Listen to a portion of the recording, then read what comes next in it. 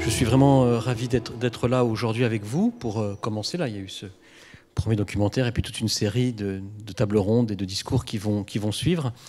La Cité de l'Architecture et du Patrimoine, c'est le plus grand musée d'architecture du monde, mais ce n'est pas simplement un musée d'architecture, c'est aussi une bibliothèque magnifique de 60 000 ouvrages, des archives d'architectes qui sont vraiment aussi très intéressantes, 10 km de rayonnage d'archives d'architectes, une école qui forme les architectes du patrimoine, bien connue, l'école de Chaillot, et puis également, évidemment, un lieu de réflexion, de prospective, d'incarnation de la cité dans l'actualité. Alors là, je suis très heureux que nous participions à cette semaine bangladaise en France, en partenariat avec l'Alliance française de Dhaka, avec l'Institut français, bien sûr, avec l'INALCO, avec l'association d'Éric Orsena, qui nous fait l'honneur de venir, l'association pour la promotion des fleuves, et puis également le Théâtre de la Colline qui est associé.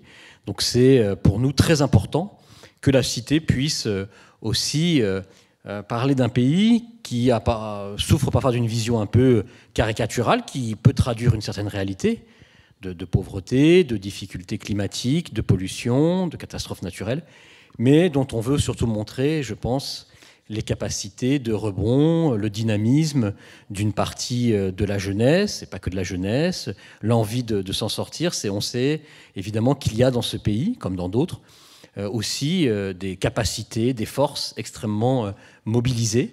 Et c'est très important que la France puisse aussi accompagner des pays comme le Bangladesh. Je pense que c'est pour notre diplomatie en général, mais en particulier pour notre diplomatie culturelle, très important que nous puissions montrer, et notamment les jeunes architectes pleins de talents qui existent dans ce pays.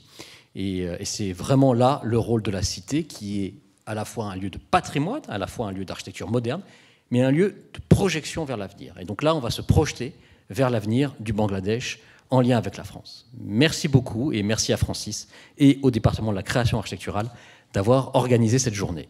Merci à vous. Bien, déjà, après ce merveilleux film, je voudrais dire une chose concernant le bambou, dont on a vu comment il progressait dans le territoire. Et on va beaucoup parler du delta, bien sûr. Je voudrais rappeler que des jeunes architectes extrêmement brillants, et quand je dis jeunes, ils sont vraiment très jeunes, ils ont gagné le prix Aga Khan, justement en construisant un camp de réfugiés pour les Rohingyas. Donc c'est à l'est du Bangladesh. Et là encore, on voit bien qu'il y a une continuité entre le territoire, l'architecture.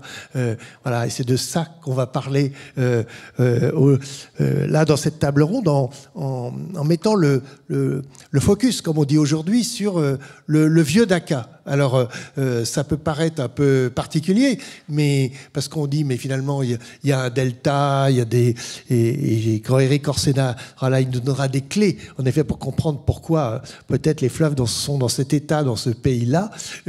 Mais avant ça, ici, nos amis présents ont tous participé à, on va dire, des ateliers organisés par l'Institut français et l'Alliance française à Dhaka. Je salue encore une fois François Grosjean qui a animé ça avec des architectes locaux et aussi la Banque mondiale, beaucoup de partenaires pour savoir comment justement on pouvait raviver, on peut dire, le vieux Dhaka. Alors pour en parler, Marc Barani, architecte, Franck Boutet, ingénieur, Luis Lopez, sociologue et enseignant à l'ENSA de la Villette, et Mathieu Lucas, architecte paysagiste. Alors certains d'entre eux, d'ailleurs au moins deux, ils sont allés plusieurs fois. Donc ils ont un regard, et c'est peut-être à eux que je vais déjà demander pourquoi cet intérêt pour le vieux Dhaka. Qu'est-ce qui fait que on regarde ça plus que... Il n'y a pas de nostalgie dans cette histoire. Il faut dire que le vieux Dhaka, c'est un territoire qui est plus petit que Paris, mais qui a plus d'habitants que Paris. Ça vous donne l'idée de l'hyperdensité, et c'est de ça dont on va parler, de voir comment précisément eh bien, une vie est possible. Ce qui nous a tous frappés, qu'on y soit allé une fois ou deux fois, c'est justement que ce fleuve était un peu, on pourrait dire, presque délaissé, presque, en tout cas, pas assez exploité, au sens, pas assez, en tout cas, dans un très mauvais état, j'allais dire clinique, si je puis dire, avec beaucoup de pollution. Et finalement, la première question que j'ai envie de vous poser, est-ce que le premier des patrimoines n'est pas spécialement le fleuve? Alors, je m'adresse à l'architecte paysagiste qui me semble bien choisi pour en parler. Le fleuve. Alors, je vais revenir peut-être sur nos premières émotions quand on arrive avec Marc, il y a ça 1 an, et on est invité par l'Alliance française, l'Institut français, après un travail remarquable qu'a mené Louis pendant 2 ans avec les étudiants. On va en parler. Voilà. Donc c'est à la suite de ce travail, de cet échange entre différentes universités que nous sommes invités à explorer Dakar et voir comment toute la richesse de ce travail pourrait se déployer ailleurs. Et les premières impressions, c'est une forme de sidération devant l'intensité du vieux Dakar. C'est un endroit qui est unique au monde. Et puis, on découvre cette rivière. Et là, tout d'un coup, on n'a plus de référentiel en tant qu'Européens. Les premières images qui viennent, c'est à la fois Canaletto, avec énormément de types de barges, de la rivière comme espace public, comme espace de commerce, comme espace... voilà, où toutes les très utilisées. Et puis en même temps, c'est la Tamise de Turner, quoi. C'est ce paysage industriel, l'odeur, la fumée, l'eau morte, l'eau noire. Et donc c'est un rapport au fleuve qu'on ne connaît plus du tout en Europe. Je ne sais même pas si on l'a connu, c'est-à-dire un rapport où c'est l'espace public. La rivière est un espace productif, la rivière est un espace économique, c'est un espace de transit, c'est un espace actif. Et donc, on a cherché à quoi on pouvait se rattraper. Est-ce que c'est la scène du 16e où tout arrivait dans Paris? Est-ce que c'est à quel moment est-ce qu'on est dans l'histoire de la construction de la ville, etc. Et donc, on découvre tout ce territoire-là, et puis on essaye de comprendre au fur et à mesure tous les liens qui existent entre la rivière et la ville. Et on se rend compte de l'importance fondamentale de la rivière pour l'économie du vieux Dakar, avec, mais Louis en reparlera, je pense, énormément d'activités économiques qui dépendent encore de la rivière. Et donc, comparé à ce qu'on vit en Europe, effectivement, en Europe, on a patrimonialisé nos rivières. On est passé par une phase où on a installé les grandes infrastructures de transit dessus, et puis là, maintenant, on a passé les dernières 40 ans à les enlever. Et il nous reste plus qu'un seul rapport à la rivière, qui est cette façade urbaine, un peu presque, oui, ça, patrimonialisé. Donc être là-bas, c'est déjà se poser la question, quel lien on peut retisser, ou quel lien on peut tisser davantage entre la ville et le fleuve. Alors, justement, donc vous êtes parti avec des étudiants. C'est intéressant que notre architecte paysagiste, il ait tout de suite des références à la peinture. Canaletto, Turner et autres. Alors, je ne connais pas assez la peinture bangladesh pour continuer à lui apporter d'autres références. Mais vous, avec vos étudiants, vous les avez emmenés. Et moi, j'ai vu leur relevé. J'ai vu leur dessin. D'une précision et on a bien senti tout de suite une tendresse pour ce quartier. Je dis quartier. Le mot quartier, il n'est pas juste parce que tellement c'est grand. Mais quand même, appelons-le quartier toute la soirée pour qu'on comprenne mieux. En tant que socio-anthropologue, effectivement, on est souvent proche des personnes avec qui on travaille. Et effectivement, on ne peut pas éviter beaucoup de tendresse, non seulement certaines, mais beaucoup d'affection, de tendresse pour les personnes. Mais pour enchaîner avec ce que vient de dire Mathieu, c'est effectivement, si on peut dire...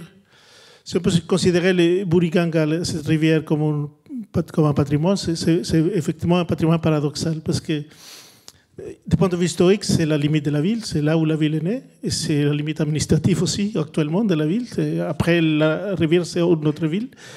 Mais si on regarde les images, que ce soit des peintures, des photos, malheureusement, je n'ai pas... Il faut rappeler, excusez-moi de vous couper, c'est que les Moghols avaient choisi justement ce lieu. Il y avait déjà des occupations pour leur capitale. Effectivement, c'est quand même très très important. C'est dire à quel point, là, le fleuve comptait Beaucoup.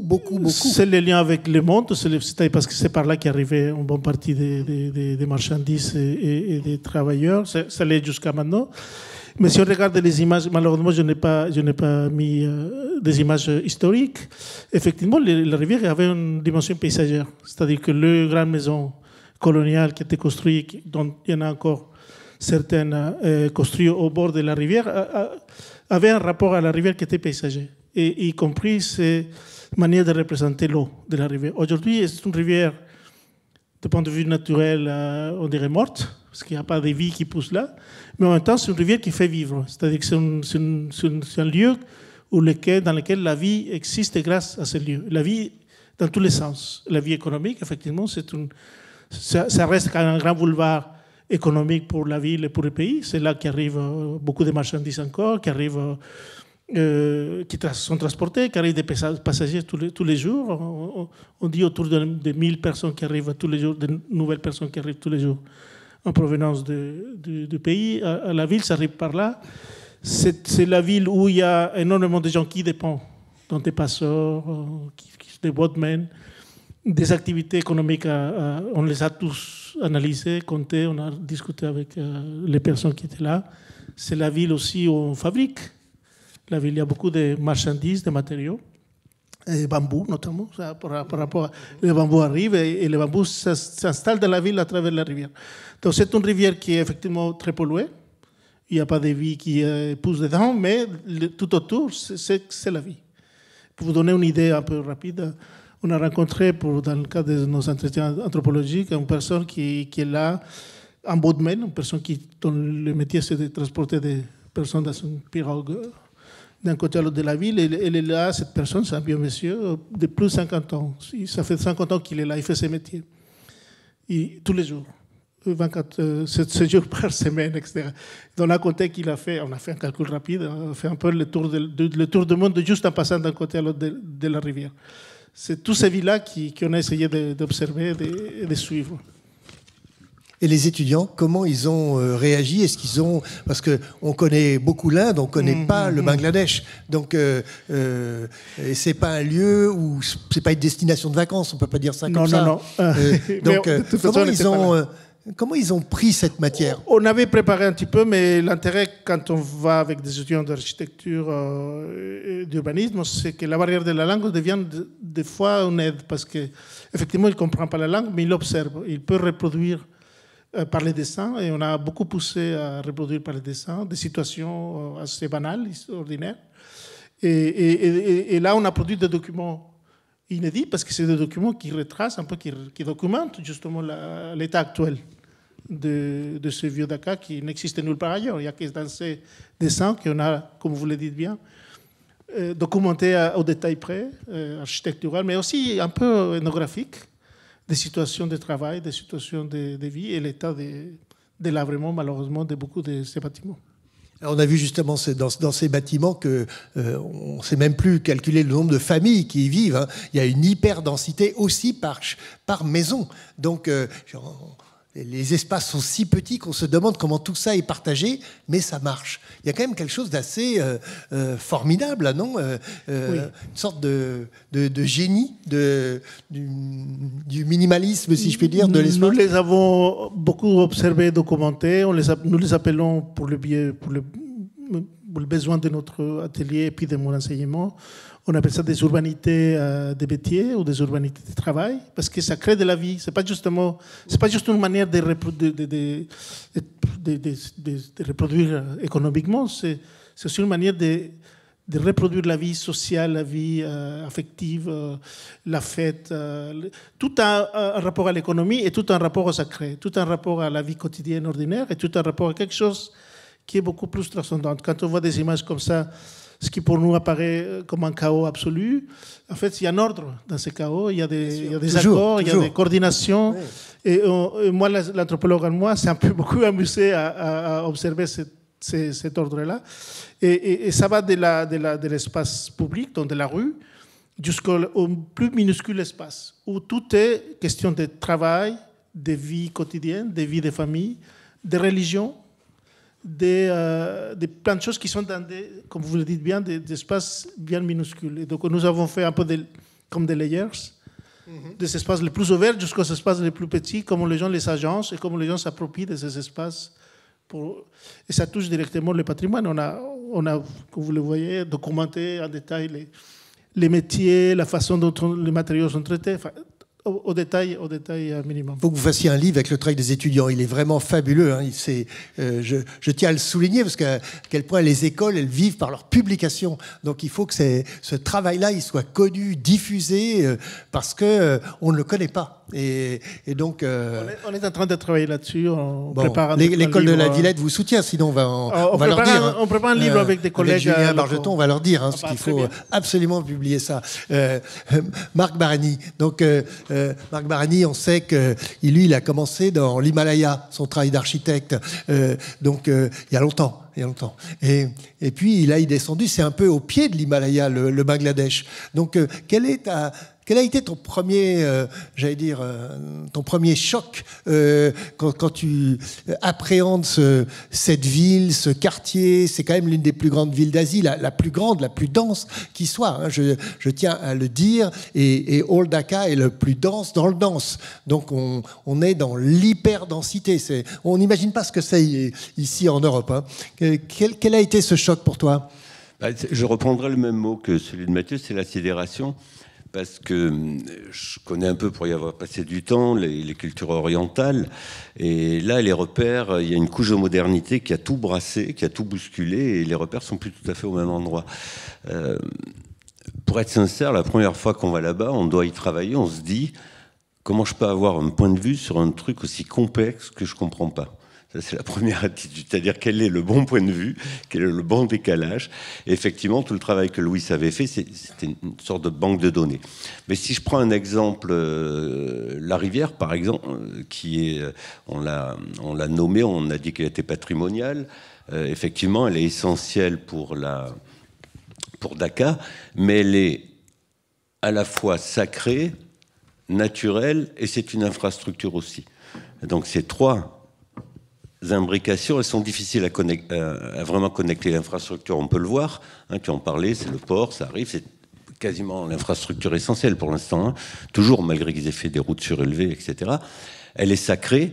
Ces traces-là, elles se sont un peu dissoutes, mais dans la mémoire des gens, elles le sont toujours. Il y a encore quelques gâtes, même si la rivière est mal entretenue, parce que par sacré, on pourrait considérer qu'ils l'entretiennent. Ça ne va pas forcément ensemble. Il y a d'autres phénomènes qui brassent tout ça. Donc, voilà. On y va par étapes. Il y a un certain nombre d'éléments qu'on peut analyser de façon séparée, mais la synthèse de l'ensemble, elle peut amener des choses qu'on n'a pas vues. Par exemple, ce que j'avais étudié à Kirtipur, donc au Népal, au pied de l'Himalaya, et qui n'apparaît pas complètement dans un premier temps dans le vieux Dhaka, c'est que ces villes sont faites sur, alors avec plus ou moins de proximité, sur le modèle théorique des villes indiennes. C'est-à-dire qu'elles n'ont pas de place au sens où nous on l'entend. Dans le vieux Dhaka, il n'y a pas d'espace public comme on en a en Europe ou en Occident. C'est-à-dire ce sont des maillages, des quadrillages, après qui sont déformés par la topo, et qui sont plus ou moins larges selon les communautés, selon les activités. Ça vient sans doute le modèle indien, il distribuait les cases de façon différente dans la ville. Mais en tous les cas, si aujourd'hui on parle de communauté, la ville paraît naturelle, c'est comme un grand fleuve de rickshaws, en réalité tout ruisselle là-bas, hein, l'eau, les rickshaws, c'est un mouvement perpétuel, mais il n'y a pas de place. Il n'y a pas de place au point qu'on en avait parlé avec François, quand il restaure, j'arrive jamais à me souvenir, l'Al-Kouti, le Lal-Kouti, qui donc on est dans une vision patrimoniale, le bâtiment est restauré de façon très habile, hein, très savante, il crée une place devant, qui pour le coup appartient à aucune communauté, on n'a pas pu y faire la restitution, parce que les communautés se bagarrent à cet endroit-là. Donc ça, par exemple, voilà comment on intervient dans une ville quand on comprend qu'elle ressemble à ce qu'on connaît, mais qu'elle n'est pas du tout organisée comme ce qu'on connaît. Après, je rejoindrai ce que disait Louis aussi, c'est une autre Et ça nous apprend beaucoup. Tout ce que je dis, c'est des choses qui qui rendent très très très spécifiques nos problèmes ici, hein, peut-être un peu trop spécifiques, mais là-bas ça brasse cette nouvelle idée de l'ordre. Ça, c'est quelque chose de fantastique, parce qu'on arrive, on a l'impression que c'est un bordel général, que c'est inextricable, mais tout est organisé. Quand on regarde les shops d'un commerçant, les chaussures sont à un endroit, la divinité à un autre, les bananes ou les fruits qui vont. Donc cette mixité entre une hyper-précision de tout et une espèce d'ordre mouvant, parce que tout s'improvise tout le temps, tout change, tout bouge, c'est quelque chose de prenant et de très perturbant. Alors Franck Boutet, l'ingénieur que tu es, je rappelle qu'il a fait des études d'architecture en plus, donc il a un double regard avec Siriani, c'est pas rien. Oui. On a bien dit, on a souligné la ville productive. Donc comment concilier là, dans une ville comme Dakar, économie et écologie? Parce que là, on est au maximum de tout. Les curseurs sont... On ne peut pas aller plus loin. Donc, comment tu verrais les choses? Comment tu les as déjà vues et comment tu les verrais? Bon, alors, je suis ingénieur, un peu architecte sur les bords et un peu photographe, parce que juste les photos qui passent, là... voilà, c'est 320 photos que j'ai envoyées. Il y en avait tellement que vous avez réussi à en télécharger 110 sur les 2600 que j'ai prises. Donc j'ai passé mes 4 jours là-bas, je pense, derrière un appareil photo. Et donc voilà, je suis assez content de les voir là, enfin.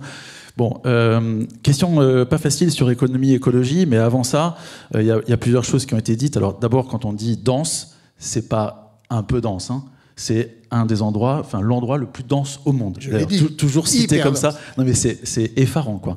Oui. Et donc en effet, il y a pas une place sur la question de l'ordre, du désordre, etc. C'est sûr que quand j'ai montré mes photos là, rapidement à des gens qui ne connaissent pas du tout le Bangladesh, ils m'ont dit au début, mais quel bordel! Et en fait, quand tu es sur place, au bout de déjà 24 heures, tu te rends compte que c'est hyper réglé, y compris au millimètre près, parce qu'on a failli mourir en rickshaw quand même, y compris au millimètre près, entre des bus, des camions, des voitures, des taxis et des rickshaws, tout passe. Bon, il faut faire juste un peu attention, mais tout passe. Mais du coup, sur le Hall Dakar, ben, en fait, ce qu'on a découvert au bout d'un moment, c'est que, alors, en fait, tout Dakar repose historiquement sur ce Hall Dakar, qui s'installe au bord du fleuve et comme énormément de villes en fait, qui se sont d'abord installées près du fleuve parce que c'est une ressource, c'est comme ça qu'on peut approvisionner, etc.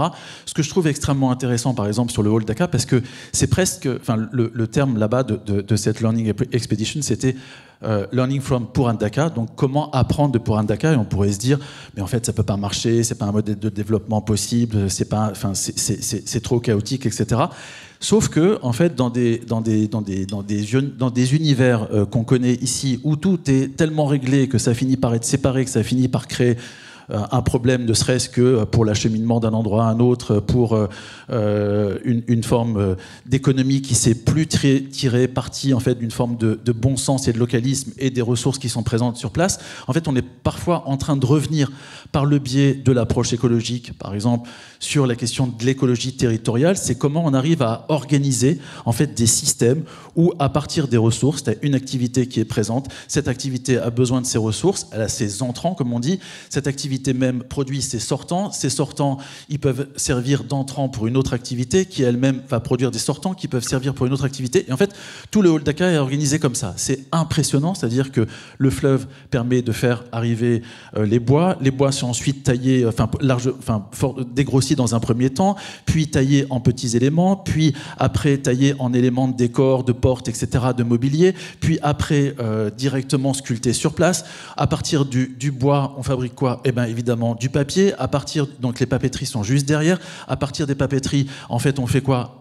À partir du papier, qu'est-ce qu'on fait? On fait de l'édition. Donc il y a les éditeurs. Et en fait, on retrouve comme ça une forme d'écosystème où tout entrant sert, tout sortant d'une activité sert d'entrant pour l'autre activité. En fait, si on se pose la question de mais ça s'appellerait pas aujourd'hui, par exemple, l'écologie territoriale, l'économie circulaire, dont tout le monde rêve finalement? En fait, tout le monde parle en permanence de il faut refaire de l'économie circulaire. Donc là, il y a de l'économie circulaire. Après, évidemment, il y a des choses qu'il faut un peu améliorer. C'est-à-dire qu'aujourd'hui, ces sortants, ils servent en partie en tant qu'entrants pour une nouvelle activité. Par exemple, quand on ne sait pas s'en servir, qu'est-ce qu'on fait? On le balance où? Dans la rivière. Donc, en fait, il faudrait juste balancer ailleurs que dans la rivière. Et sinon, en fait, ce modèle d'écologie territoriale ou d'économie circulaire, il est incroyablement puissant. Sauf qu'il faut arrêter de rejeter les sortants dont on ne peut pas se servir comme entrant pour une autre activité, en fait, dans les caniveaux qui, eux, arrivent plein pot dans la rivière. Parce qu'en effet, comme Louis l'a dit, on a dit, la rivière, elle est d'une vitalité en termes de développement économique, mais hallucinant. En fait, ça grouille, ça passe de partout. Par contre, elle est morte. Or, en fait, la rivière est le sens même du Hall Dakar. Le Hall Dakar est le sens même de Dakar. C'est-à-dire que Dakar dépend du Hall Dakar qui dépend de sa rivière.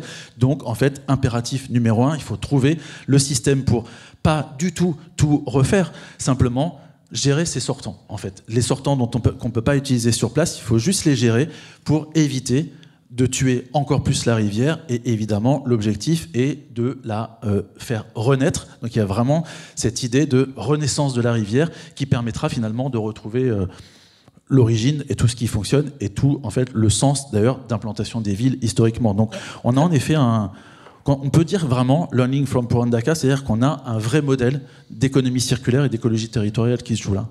Alors, tu as employé le mot entrant, sortant. Il y a des entrants dont on se passerait bien, ça serait les produits chimiques, par exemple. Parce que, justement, là aussi, ils mettent en danger tout le patrimoine, parce qu'il y a des incendies extrêmement fréquents.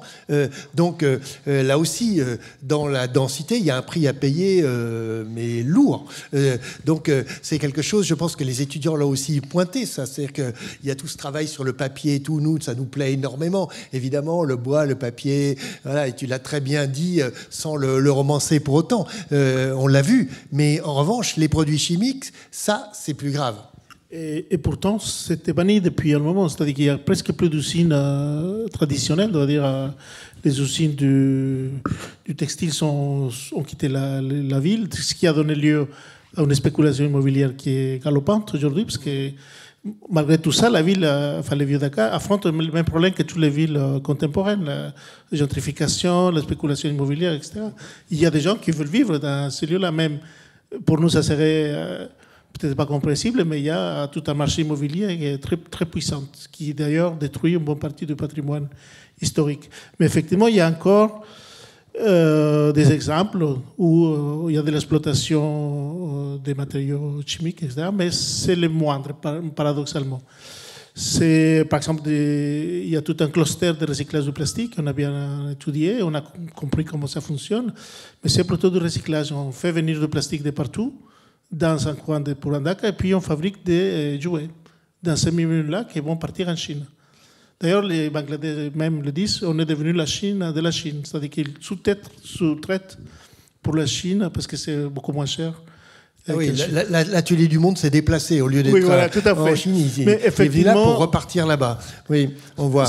Mais c'était jusqu'à récemment, c'était un problème, toutes ces questions des usines, surtout textiles, qui polluaient ailleurs. Ce n'est pas qu'ils ont arrêté de polluer, sauf qu'ils ont été déplacés vers l'extérieur de la ville.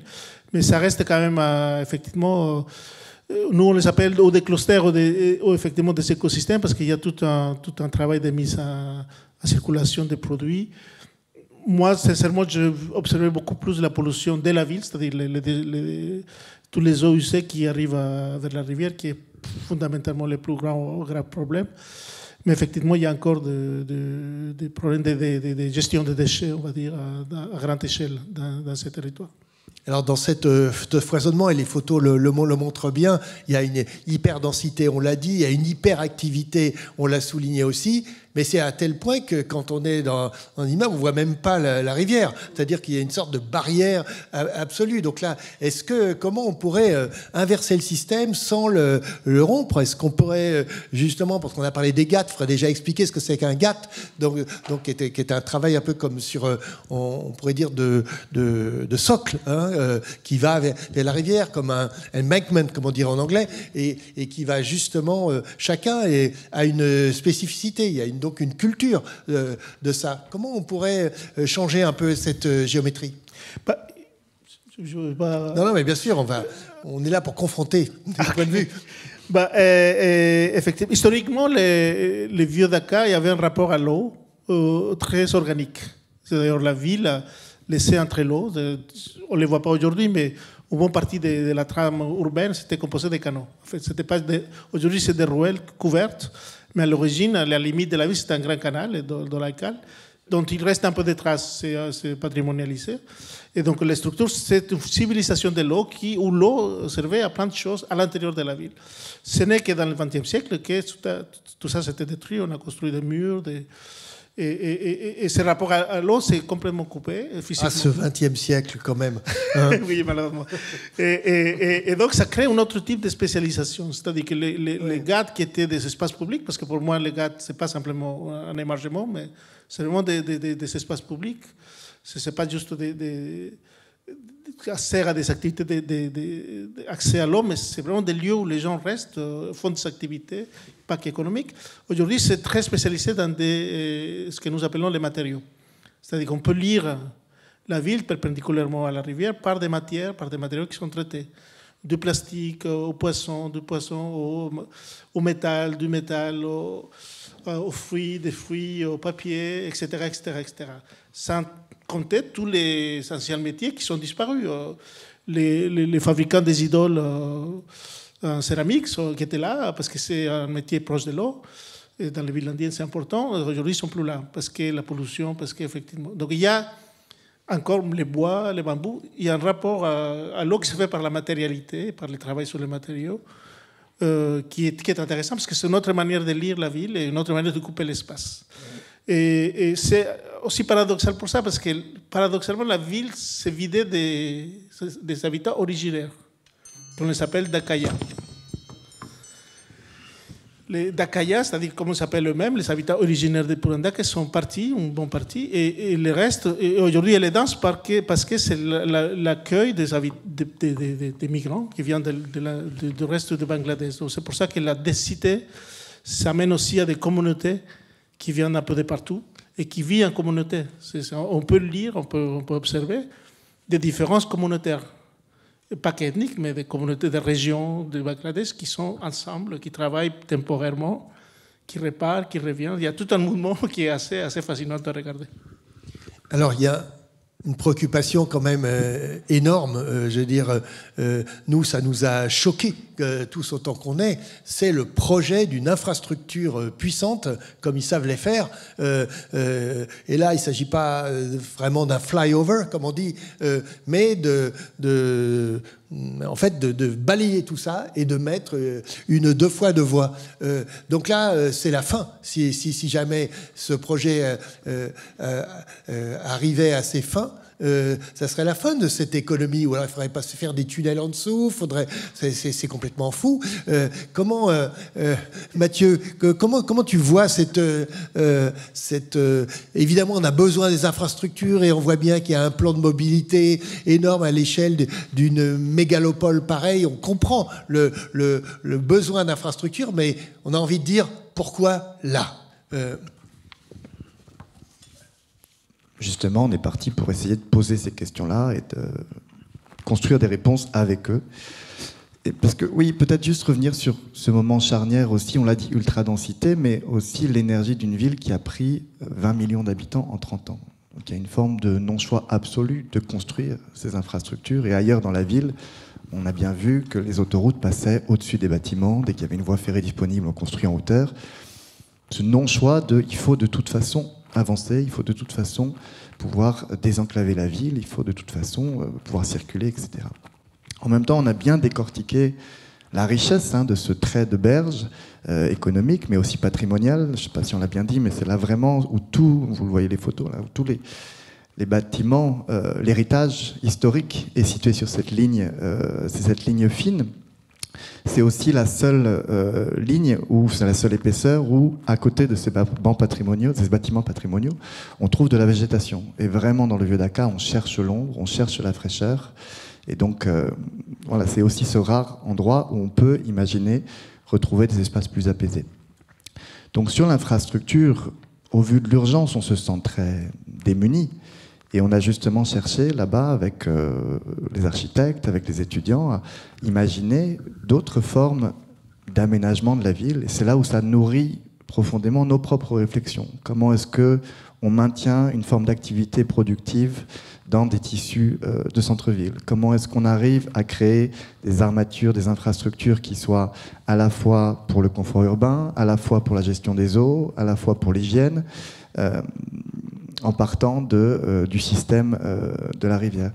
Tout ça, c'est des réflexions qu'on se pose aussi, nous, ici, et qui nous imposent d'autres formes de réflexion. Et c'est là où ça devient très, très riche de se poser cette question. Comment est-ce qu'on évite de faire comme on a fait d'habitude, comme on a fait en Europe, et comment est-ce qu'on arrive à trouver d'autres leviers d'amélioration de la condition de vie, l'amélioration de la qualité des espaces ouverts, sans construire cette double voie. Oui, alors justement, tu dis bien, nous, on a fait ces erreurs-là à un moment, mais on voit bien comment l'Europe, notamment, a changé complètement de braquet, comment elle a changé la donne. Si on prend à Madrid, par exemple, le Rio Manzanares, c'est quand même assez fantastique que les voitures ont été enterrées dans des tubes, si je puis dire, pour laisser un grand parc au contact de l'eau, et pour que le sport, l'espace public se développe. Donc, pourquoi la question c'est, Marc, pourquoi d'après toi ils prennent pas ça tout de suite en disant mais oui, on va gagner une étape, on va éviter de faire leurs erreurs? Parce qu'ils sont pauvres. Pour une raison très simple, ils n'ont pas enterré une voie et la mettre en surélévation. Il y a pas que ça, hein, évidemment. La pauvreté saute aux yeux, c'est clair. Le deuxième point, c'est l'absence de planification. Mais on a connu ça aussi. Si tu prends les voies sur berge, quand tu dis pourquoi ça passe le long de la rivière, parce que les berges, c'est des espaces disponibles pour des infrastructures. Toutes les villes qui n'ont pas planifié un développement aussi rapide, enfin il faut imaginer, c'est 1 million d'habitants par an en plus là maintenant, actuellement, avec les réfugiés climatiques. Donc on est dans une espèce d'emphase où planifier la ville, donc ça passe dans les vides. Les voies sur berge à Paris, même à Nice, dans un tout autre rapport, pas de planification sur les bâtiments publics, on a couvert la rivière, le paillon, on a mis les équipements dessus. Donc les vides qui structurent la ville, c'est eux qui accueillent en premier les infrastructures et qui reçoivent la violence des infrastructures. Effectivement, on peut réfléchir à d'autres manières de les fabriquer, mais on peut se dire aussi, à partir du moment où Dakar retrouve ce qu'ont connu les villes au début du XXe, on a pris l'exemple de New York d'ailleurs, c'était cette communication qu'on avait fait à l'Institut la première fois. Le commerce explose, la ville explose. Il n'y a pas 50 000 solutions, le sol ne suffit pas, on crée des infrastructures ferroviaires sur le port de New York. Voilà. Et une fois que cette explosion ralentit, on arrive à la recontrôler, à réaménager la circulation autrement, à pacifier la ville, c'est ce qui se passe à New York. Et il y a un reconditionnement de ces infras. La High Line qui devient un espace privilégié de balade dans New York. Ils ont démonté aussi les infrastructures métalliques parce qu'il n'y avait pas de béton là-bas. Et donc, le métal était le matériau privilégié. Ils ont pu les démonter facilement. Donc, une question qui se pose et qui pourrait être vraiment intéressante de notre point de vue, c'est de se dire, à partir du moment où ils ne peuvent pas faire autrement, parce qu'il faudrait changer le système de décision politique, il faudrait avoir le financement pour le faire. Enfin bon, ça demande 50 milliards de choses. Est-ce qu'on ne pourrait pas imaginer des infrastructures transformables ou démontables?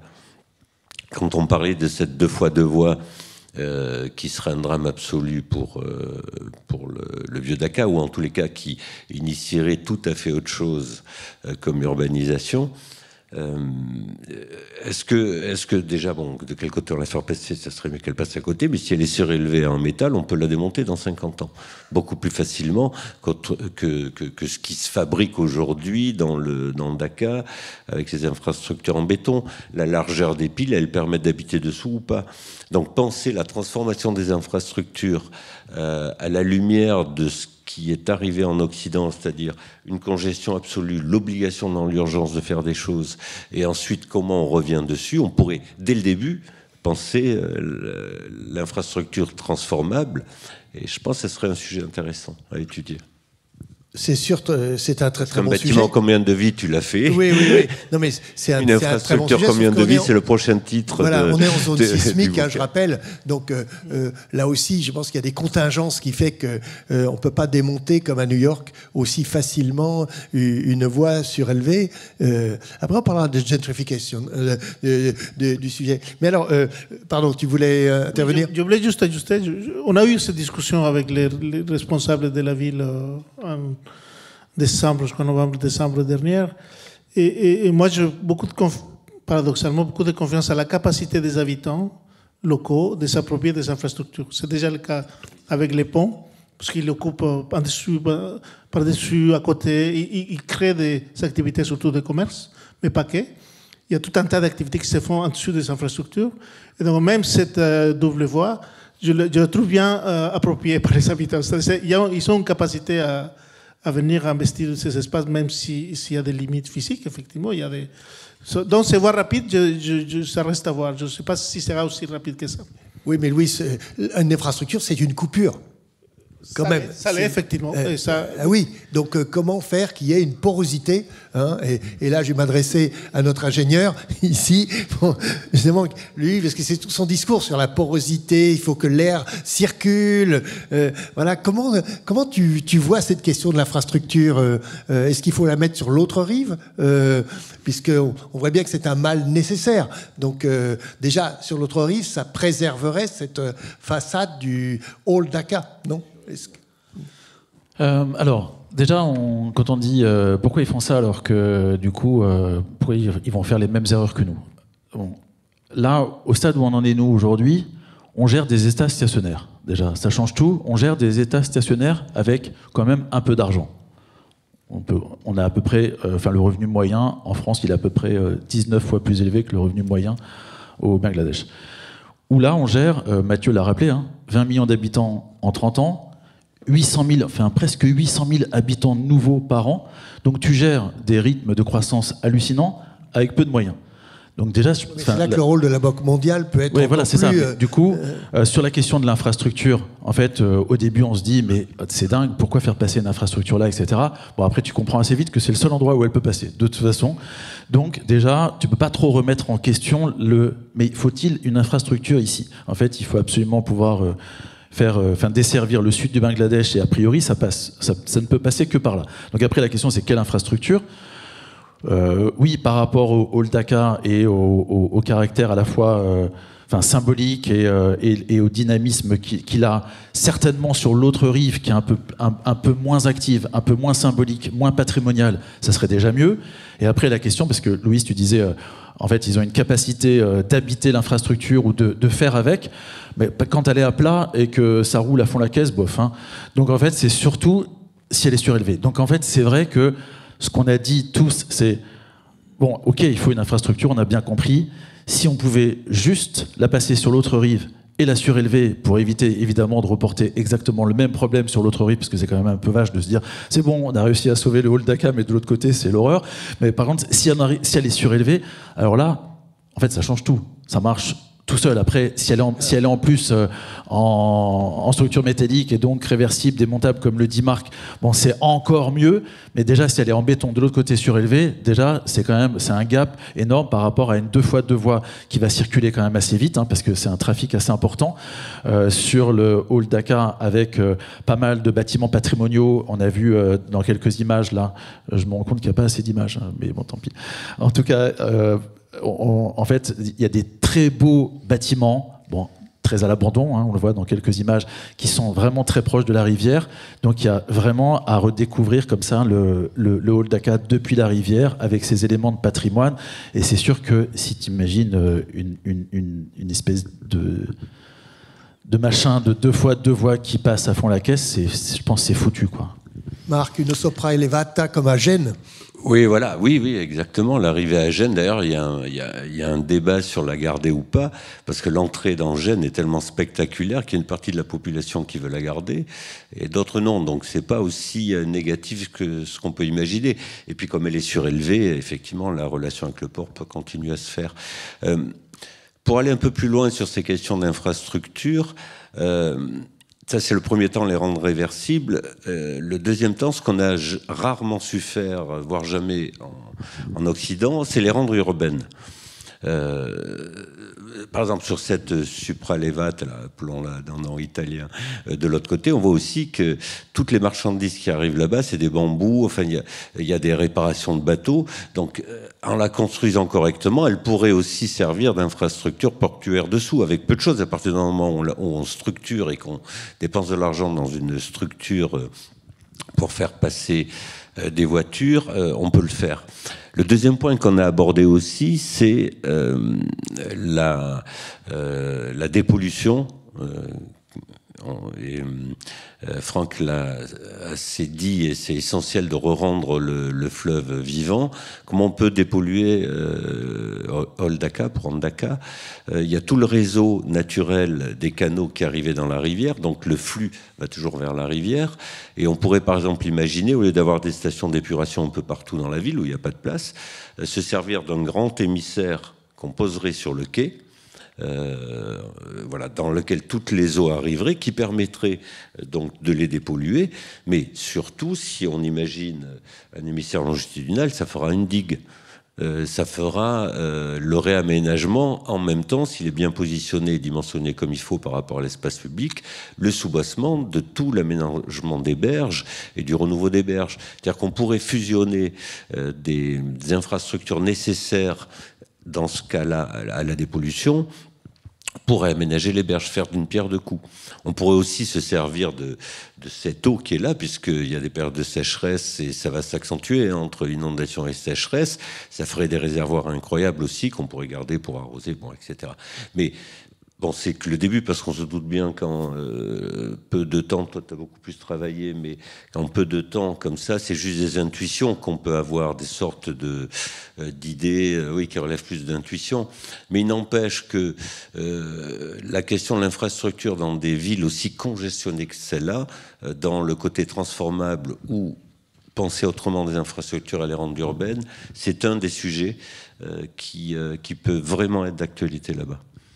Alors, le sujet d'ailleurs c'est lié, hein, c'est la question de l'espace public, puisque je disais que l'infrastructure était une coupure, précisément ça coupe l'espace public, la chance déjà d'accéder au club, au fleuve. Il faut se souvenir qu'à Barcelone, avant les Jeux Olympiques, il n'y avait pas d'accès à la mer, c'est-à-dire que la ville tournait le dos à la mer. Donc il y a bien là aussi toute une histoire où on voit bien comment il faut peut-être agir pour que cette relation retrouvée, parler des usages si importants et autres, c'est justement de ne pas couper ce lien avec le fleuve, j'allais dire nourricier. Donc, est-ce que, pour parler de ce sujet, Franck, l'espace public, c'est une manière aussi de travailler, de mettre peut-être plus j'allais dire de végétation, parce que c'est une ville assez végétale globalement, mais dans le Vieux-Daca, c'est tellement serré qu'il n'y a pas beaucoup d'espace. Donc est-ce qu'il faut faire de l'acupuncture? Alors, il y a dans tous les sujets qu'on a abordés, il y a une question, c'est qu'on a besoin de place. C'est-à-dire, si on veut refaire de l'assainissement, évidemment, on a besoin de place. Si on veut pouvoir faire en sorte que les services de secours, parce que là, quand il y a un incendie, il y a tellement de c'est tellement dense, il y a tellement peu de vide, il y a tellement de congestion que c'est extrêmement difficile d'y arriver. Donc on a besoin de place.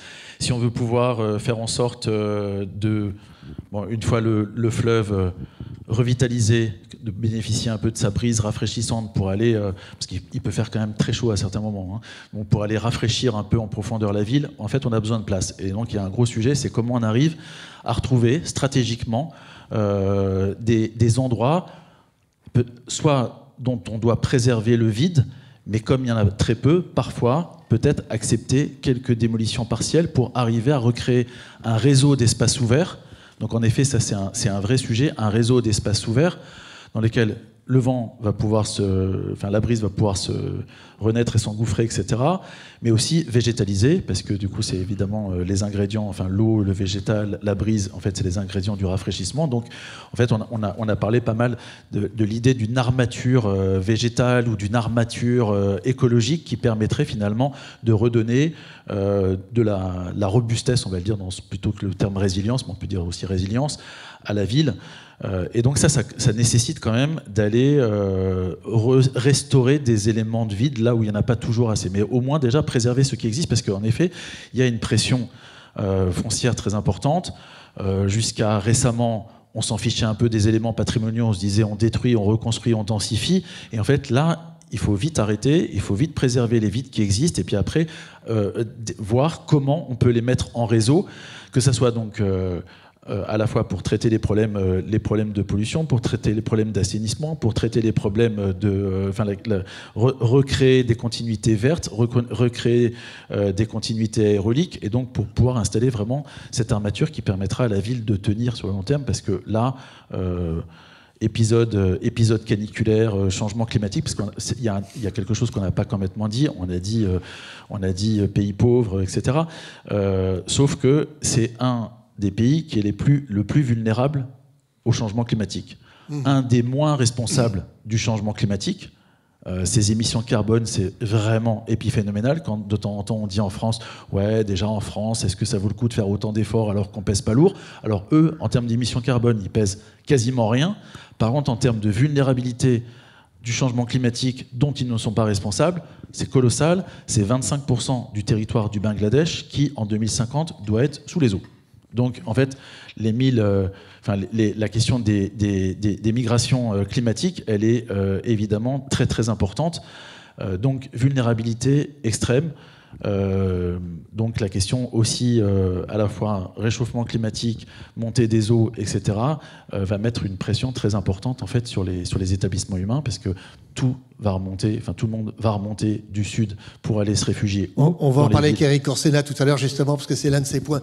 Juste pour ajouter une petite couche, en tant qu'anthropologue et sociologue, on a un regard un peu complémentaire par rapport à ce qui vient d'être dit. Effectivement, nous nous sommes posé la question, face à ces manques d'espace, qu'est-ce qu'ils font les habitants dans leur vie quotidienne? C'est-à-dire où ils vont, où ils se fabriquent de l'espace pour mener leur vie. Et on a découvert que dans beaucoup de parties de Vieux Dakar, beaucoup d'activités sont passées aux toitures. C'est-à-dire que la toiture devient la nouvelle rue, le nouvel espace public, tant que l'espace de la rue il est extrêmement occupé par des biais aussi par un biais aussi de genre, c'est-à-dire que l'espace public, enfin l'espace de la ville, il est surtout occupé par des hommes. Et la toiture devient un espace genré de ce point de vue-là, parce qu'on a observé énormément de femmes, d'enfants à réaliser des activités économiques, mais aussi religieuses, et de toutes sortes d'activités de sociabilité dans les toits. Et du coup, les habitants locaux, d'une certaine manière, se fabriquent des manières d'habiter l'espace, et se dotent de l'espace là où, à notre œil, on ne les voit pas, mais pour eux, ils se fabriquent de l'espace d'une certaine manière. On peut apprendre aussi de ces manières de créer de l'espace dans les toitures, et effectivement, venir investir des toitures, c'est une option complémentaire qui ne remplace en rien tout ce qui vient d'être dit, parce qu'effectivement, on a besoin des espaces. Non, mais on voit bien, ce sont des endroits où on peut agir ici, là. C'est pour ça que je parlais d'acupuncture, que finalement, on ne va pas faire des grandes percées haussmanniennes. Voilà. Mathieu, finalement, cette idée de mettre en connexion les espaces ouverts et les espaces publics, parce qu'un espace ouvert peut être privé. Donc, est-ce qu'il n'y a pas là une solution, j'allais dire, assez facile à mettre en place, j'allais dire presque tout de suite? Non, c'est une façon de parler, bien sûr. Facile, non. Non, mais c'est ça qui était fascinant, c'est que on se pose vraiment la question de l'espace public. Est-ce que c'est le bon mot? C'est même pas sûr. Parce que ce n'est qu'un territoire de négociation où chaque centimètre carré est négocié, est un lieu de coopération, de partage, et cet espace-là se déploie à travers le bâti, depuis les berges jusqu'à travers les bâtiments patrimoniaux, jusqu'aux toitures, etc. Et on ne peut pas, là-bas, je crois, penser l'espace de la rue sans penser l'espace de la cour, l'espace de la toiture, l'espace de vente. Enfin, ce ne sont que des épaisseurs imbriquées les unes dans les autres, autant pour les usages que pour les climats, les microclimats qui interagissent avec les autres, etc. Du coup, on fait quoi? Effectivement, surtout dans des moments où la planification là, est très compliquée, surtout après la Révolution de Juillet, où il y a effectivement une forme de retournement de tout le système politique, tout le système traditionnel vertical d'organisation de la ville.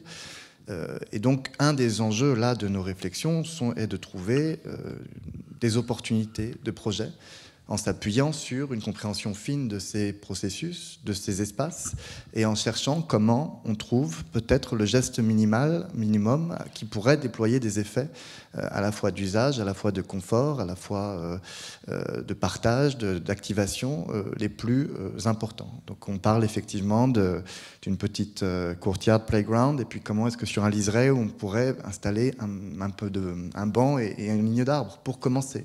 Comment est-ce qu'on peut travailler avec les communautés pour activer des lieux patrimoniaux en suivant le calendrier des festivités annuelles. Il y a un rapport, par exemple, à l'alimentation, à la nourriture qui est dingue. Il y a une culture culinaire dans le Vieux-Dakar qui est dingue, qui est reconnue. Les gens viennent pour ça. Donc ça, c'est un des leviers, par exemple, d'activation de certains lieux. On a cherché comme ça, à partir des thématiques, patrimoine, qualité des espaces publics ouverts et économie, quelles actions on pouvait mener tout de suite pour commencer à initier des transformations qui pourraient peut-être plus tard développer des projets plus structurants. L'un des architectes de l'école d'architecture et qui s'occupe du patrimoine précisément a eu l'initiative de développer des routes du patrimoine. Donc c'est intéressant parce que c'est un truc qu'on n'aurait pas pensé, j'allais dire, découvrir là. Et il a constitué justement une sorte de parcours allant d'un monument à un autre. Alors on connaît en France la règle des 500 mètres des ABF, mais là, tout le quartier serait complètement... parce qu'il y a toujours... il y a telle densité que c'est assez amusant de voir que cette question de la protection, elle est obligatoirement à voir différemment. Mais en tout cas, cette idée-là, ça peut être le premier pas vers quelque chose où, précisément sur le chemin, redonner envie aux gens de regarder ne serait-ce que le bâtiment qui est à droite ou à gauche, celui qui fait le coin, d'aménager un peu mieux sans gentrifier. Vous allez me dire que c'est toujours le risque, mais quand même, là on sent qu'il y a quand même une sorte d'appétence pour faire ça. Vous y croyez à ça? Je pense que la ville les habitants de la ville sont partis ailleurs pendant tout le XXe siècle. Mais d'une certaine manière, ils regardent la vieille ville, non avec nostalgie, c'est leur gagne-pain, on veut dire. Ils vivent de ça, ça produit énormément de richesses. Et je pense que les habitants, pour les savoir côtoyer, ils sont fiers. Et ils sont fiers de leur patrimoine parce que c'est lié à leur histoire aussi. C'est une histoire vivante, c'est pas une histoire de plusieurs siècles en amont.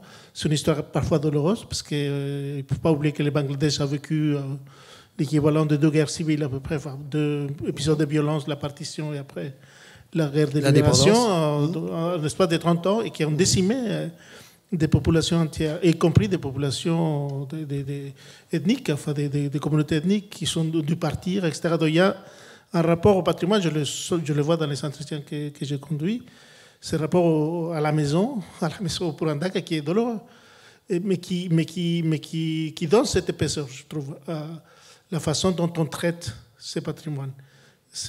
Pour eux, peut-être ils ne parlent pas comme ça, mais c'est pas de l'affection, c'est un vrai intérêt, c'est une vraie importance, c'est une manière de persister, parce que finalement, c'est des gens qui ont dû partir, qui sont revenus pour certains. Il y a énormément de problèmes de propriété, parce qu'on n'a pas souligné ça, mais les gros problèmes pour la planification, c'est aussi que les foncières, c'est un gros problème. Il y a énormément de maisons vides, de maisons inoccupées, dont on ne sait pas qui est le propriétaire. Donc il y a des politiques de l'État pour régler ça, mais il y a des politiques de l'État, il y a quelques dispositifs d'incitation fiscale pour que absolument. justement... Mais c'est au cas par cas, on sent qu'il n'y a pas un vrai programme. Non. Non, on a même l'impression que les propriétaires, ils laissent le patrimoine un peu Tomber, s'écrouler oui, bien pour sûr, ensuite, sur cette parcelle, construire autre chose. C'est un peu le sentiment qu'on a eu tous. Hein. Effectivement, c'est profiter de cette espèce on délaisse, enfin on laisse petit à petit le temps faire son travail. Mais les habitants s'y accrochent et je trouve que c'est important d'écouter la manière dont ils s'approprient de ça, pas que les visiteurs, mais aussi les locaux. La fête, c'est important. Tous ces éléments-là viennent, pour moi, compléter ce puzzle de comment se rapporte à la vieille ville. Marc ? Oui, non, je voulais dire que là aussi, Mathieu a raison de soulever l'idée sur 2 points, la différence culturelle qui fait qu'il peut y avoir un malentendu ou une incompréhension, bien que souvent c'est par les malentendus qu'on arrive à faire des choses. Mais l'espace public, effectivement, c'est pas tout à fait un espace public comme le nôtre. C'est des espaces qui sont par communauté, occupés de façon temporelle, de manière différente. Oui, parce qu'il faut quand même préciser que l'espace public, c'est le vivre ensemble, théoriquement. Oui, voilà. Donc là, il y a quelque chose où... C'est par communauté, c'est la communauté qui partage, c'est des équilibres. D'ailleurs, je posais la question à Louise pour savoir s'ils ont le mot public ou privé dans la langue traditionnelle du Bangladesh, parce que chez les Newar, par exemple, le mot public ou privé n'existe pas. Ils l'ont pas. Newar, c'est dans l'Himalaya, je rappelle. Pardon, dans l'Himalaya. Oui. Pour dire à quel point cette notion occidentale, elle ne peut pas s'appliquer aussi simplement là-bas. Espace partagé, espace commun, oui, mais ça réagit de manière très différente. Le patrimoine, c'est pareil. Ils ont, les cultures orientales ont une relation au patrimoine qui n'est pas la nôtre. Alors, ils y viennent parce qu'ils y voient un intérêt économique, d'où les routes du patrimoine, on conserve, mais c'est plus pour des questions touristiques que pour des questions culturelles. La forme du bâtiment l'importe peu. Elle a vécu parce qu'elle devait vivre avec une forme particulière. Ils peuvent très bien la changer et redéployer d'autres activités. Enfin, c'est très très mouvant. Ce qui compte, c'est la mémoire. C'est pourquoi le vieux Dhaka reste le vieux Dhaka, comment les familles y gardent toujours un pied pour des questions économiques mais aussi culturelles. La forme, ils sont beaucoup moins accrochés à la forme que ce qu'on peut l'être nous. Donc il y a un vrai sujet de débat, d'économie et sur cette question du patrimoine. En tous les cas, c'est pas la même histoire que la nôtre. Je veux bien l'entendre. Alors tu parles de forme justement. Il y a quand même une forme fabuleuse à Old Dhaka, c'est le Gol Tabab, c'est-à-dire cette oasis ovale en plein cœur de cette hyper-densité. Non mais c'est une respiration, c'est absolument sublime, unique. Donc est-ce qu'à partir de là, justement, si je puis dire, ça ne pourrait pas faire tache d'huile au sens positif du terme ou tache d'eau? C'est pas admissible, comme tu sais.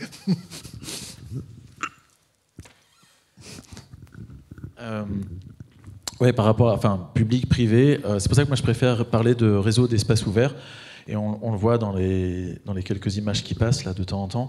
Finalement, on passe d'un espace que nous on appellerait public, celui de la rue, on rentre dans des cours, on va dans des arrière-cours, on nous laisse rentrer d'ailleurs partout, et finalement c'est cette mise en réseau des espaces ouverts de quelle que soit leur occupation et quelle que soit leur taille, en fait, qui me paraît assez fondamentale.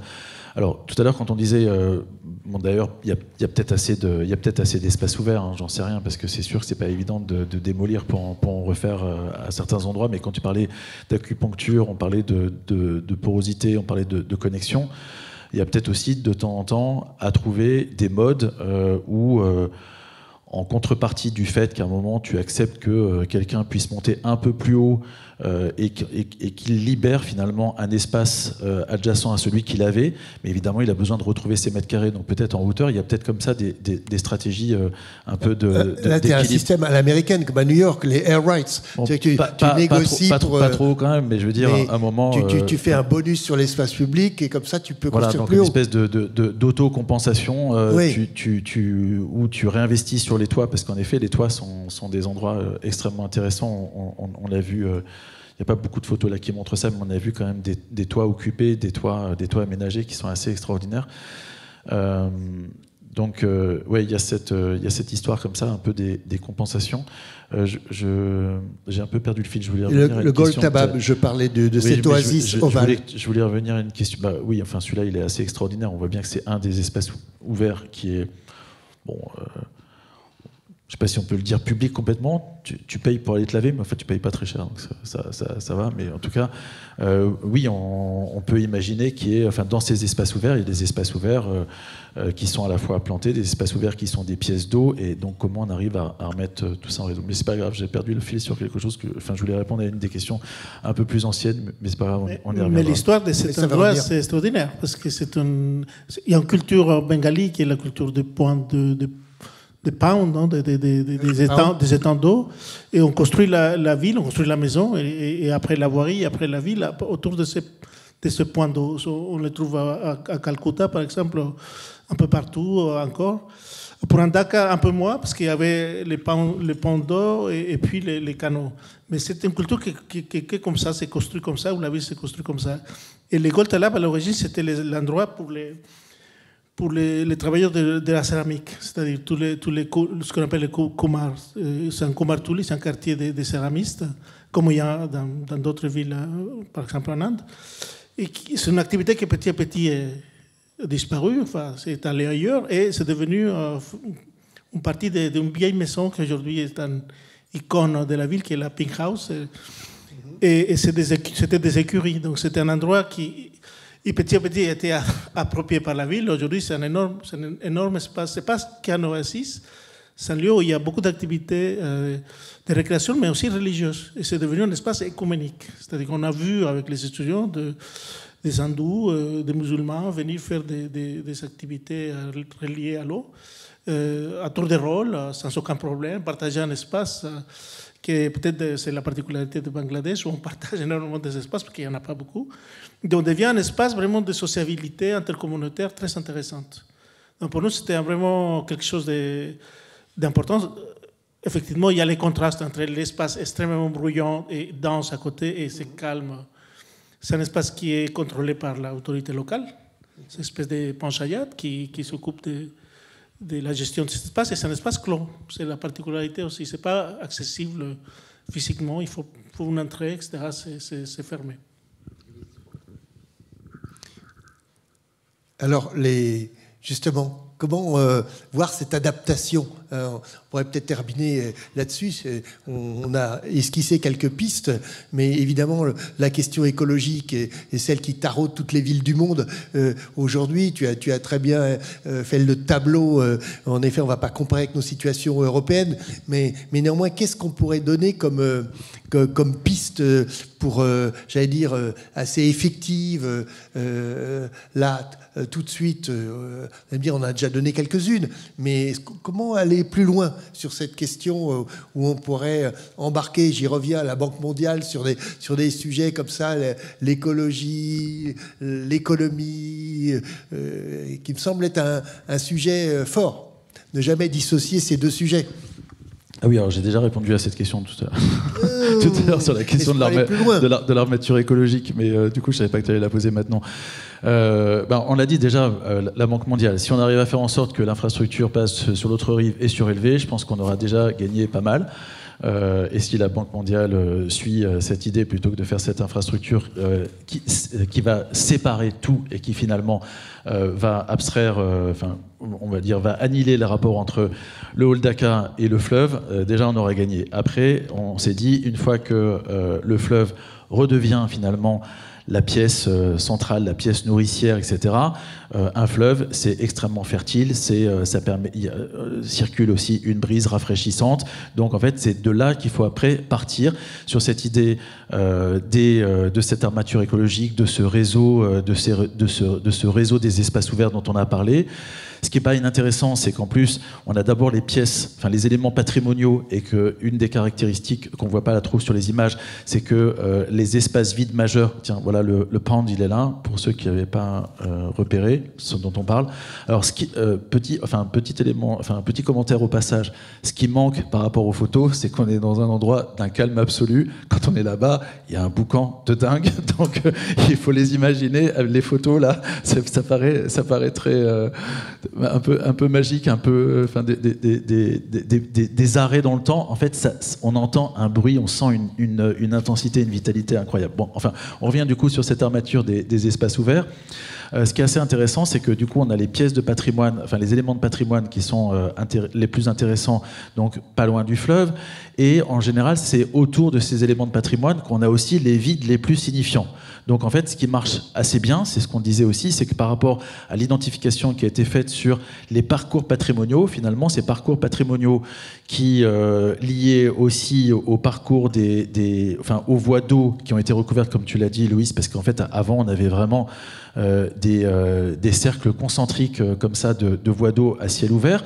En fait, en retrouvant partiellement, peut-être pas partout, hein, ces voies d'eau, donc en les réouvrant à ciel ouvert, enfin au ciel, une fois que évidemment tout ça c'est un peu nettoyé, plus les parcours de patrimoine, en fait on commence à avoir comme ça le début de ce réseau, de cette armature, où après si on retrouve des éléments déminéralisés, un peu plantés, un cycle de l'eau retrouvé, en fait tu as à peu près tous les ingrédients qu'on cherche aujourd'hui aussi dans nos villes. Hein. Nos villes, elles sont dessinées par et pour la voiture. Dans la plupart des métropoles, tu as 80% de l'espace ouvert qui est dessiné par et pour la voiture. Derrière le par et pour la voiture, ça veut dire 100% minéral, imperméable, goudronné, sombre, pas planté, un cycle de l'eau rompu, etc. On sait tout ça, c'est ce qui a mis finalement, c'est ça la faillite écologique des villes, et c'est ça qui les met en défaut, en incapacité d'encaisser des épisodes caniculaires, d'encaisser des aléas, etc. Donc en fait, c'est à peu près les mêmes ingrédients, simplement on a peu de vide, donc il faut le faire avec une forme d'économie de moyens sur ce réseau des espaces ouverts, mais sinon c'est à peu près les mêmes leviers, déminéralisés, mais au préalable, évidemment, traiter la problématique des déchets solides et liquides. Ça, c'est le numéro 1, et c'est ce qu'il faut d'abord faire avec la Banque mondiale, c'est trouver les alternatives pour le réseau d'assainissement, pour la gestion des déchets, parce que tout ça fait mourir la rivière, et d'abord impératif numéro 1, qu'on n'a pas obligatoirement là aujourd'hui dans nos villes, redonner vie à la rivière. Et une fois qu'on fait ça, en fait, c'est à peu près les mêmes leviers, les mêmes stratégies d'adaptation que celles qu'on peut déployer ici en France. Oui, du coup, il faut organiser des Jeux Olympiques à Dakar. Parce que ce qui a restructuré Barcelone, c'est quand même les Jeux Olympiques sur les questions d'infrastructure. Ça peut être une idée. Voilà. Non, plus sérieusement, encore une fois, on a des intuitions, on a des mécaniques, on a sans doute des choses qui peuvent être transposables à Dakar, mais ce qu'il faut, c'est travailler avec les structures locales, comprendre toutes les finesses, quand on parlait d'espace public, l'utilisation de l'espace public, les imaginaires culturels aussi, enfin, tout ce à quoi on n'a pas pu avoir accès en aussi peu de temps, et ça ne pourra évoluer qu'à partir du moment où ça s'incarne. C'est clair, parce que même dans les discussions qu'on a avec les gens, les Bangladeshis, ils ont une telle pudeur qu'on peut leur dire une énormité sans qu'ils nous le fassent remarquer. Donc c'est assez difficile de savoir exactement quelles sont leurs positions par rapport à ce qu'on fait. Les écoles d'archi, ça peut être un des bons moyens aussi, puisque de ce qu'on a vu, c'est une culture mixte, hein, les écoles d'archi, entre la culture locale et puis la culture occidentale. Et voilà, il faut absolument incarner les choses, voir quels moyens ils ont et comment ils peuvent se développer, puis trouver des moteurs économiques qui vont sans doute changer, là, parce que le vieux Dakar et la manière dont il est organisé autour du bois, de l'alimentaire, etc., tôt ou tard, ça va changer. Donc voilà, un peu de prospective, mais ça, on ne peut pas le faire nous. Louise ? Dakar, originellement, c'est une ville de commerce et de travail, de métier. C'est-à-dire que les structures mongoles, c'est autour du bazar, du choc, qu'on appelle. Et il y a le choc, il y a le bazar, qui n'est pas qu'un marché. C'est un lieu de production. C'est un lieu où la course est un cours de travail invité. Et ça le reste jusqu'à aujourd'hui. Et quand on voit ce qu'on peut faire, c'est qu'il y a des projets qui ont été faits, ou des intentions de projets, pour comment traiter le patrimoine architectural. Parce que finalement, un des noyaux de problème, c'est que toutes ces maisons sont en mauvais état, etc. Il y a des outils qui se mettent en place, l'État a ces outils-là, et il y a juste, effectivement, c'est pas moindre, tout un travail de réflexion et de soutien financier à ces outils pour que les habitants eux-mêmes puissent investir leurs espaces et les améliorer, tout simplement. Je pense qu'il y a quelque chose à réfléchir comment permettre aux habitants, je le vois par exemple dans les quartiers de bois ou dans les quartiers des créateurs de bijoux en conche de coquillages. C'est des métiers qui sont en train de disparaître parce qu'il y a plus d'espace, mais aussi il n'y a plus de marché. Donc s'il n'y a pas d'incentive pour maintenir ces métiers qui sont des métiers de patrimoine immatériel, si on veut, dans les patrimoines architecturaux, je crois qu'il y a des choses qui peuvent se mettre en place. Donc je pense que dans d'autres centres historiques, moi je suis à la base d'origine mexicaine et j'ai beaucoup étudié les centres historiques de Mexico. J'ai vu comment on a mis des crédits pour certaines communautés pour améliorer leur habitat dans des maisons coloniales. Et donc, il y a des choses à réfléchir, je pense, de ce point de vue-là, et pour permettre aux habitants de se maintenir dans le quartier. Pour terminer, avant d'accueillir Éric Orsena, Mathieu, comment tu proposes qu'il y ait un nouvel atelier pour justement aller encore plus loin que tout ce qu'on a juste défriché. Est-ce que ça serait une façon d'établir une collaboration plus avec les écoles de paysage, avec les écoles d'architecture, les écoles d'ingénieurs évidemment, est-ce qu'il n'y a pas là quelque chose de très fort pour, j'allais dire, aider le Bangladesh? Aider le Bangladesh, je ne sais pas s'ils ont besoin de nous. Je pense qu'il y a deux questions qui sont intéressantes. On se pose les mêmes questions ici, qui est comment est-ce qu'on en a beaucoup parlé, on se réancre dans une géographie avec l'impérieuse nécessité de se réancrer face aux moussons, face aux températures, face à la pollution, etc. Mais on se pose les mêmes questions ici. Et comment est-ce que, face à ce dérèglement climatique, mais aussi un peu à la fragilité de nos écosystèmes, l'incertitude, etc., on comprend qu'il va falloir trouver de l'imagination et trouver d'autres leviers de projet. Et que le projet, de plus en plus, n'est plus dans une forme de verticalité, de résolution par le plan, mais qu'il est dans des process, qu'il est dans des jeux d'acteurs, qu'il est dans des systèmes de filières, de ressources, et que pour ça, il faut que nous, on ait aussi beaucoup plus d'imagination pour trouver comment déployer d'autres formes d'aménagement de l'espace, de construction, etc., etc. Et dans ce dialogue-là, sur ce renouvellement du lien avec la géographie et sur la compréhension d'une ville en mouvement permanent, qui nous oblige à repenser un peu qu'est-ce qui fait projet, quand, à quel moment, avec qui, là, il y a un potentiel d'imagination et d'innovation qui me semble très riche. D'où l'invitation à d'autres ateliers pour comprendre très précisément avec qui on peut travailler maintenant, avec qui on peut travailler dans 5 ans, qu'est-ce qu'on peut initier tout de suite pour développer autre chose, etc. À partir de quelles ressources, à partir de quelle filière. Voilà, c'est comment penser le monde de l'aménagement, c'est pas beau, mais la construction de nos villes en mouvement permanent, je crois que c'est ça une des plus grosses leçons de Dakar. Voilà, merci à vous quatre. Voilà, le prochain atelier va être sur le fleuve, hein, je vous préviens tout de suite. Voilà. Merci.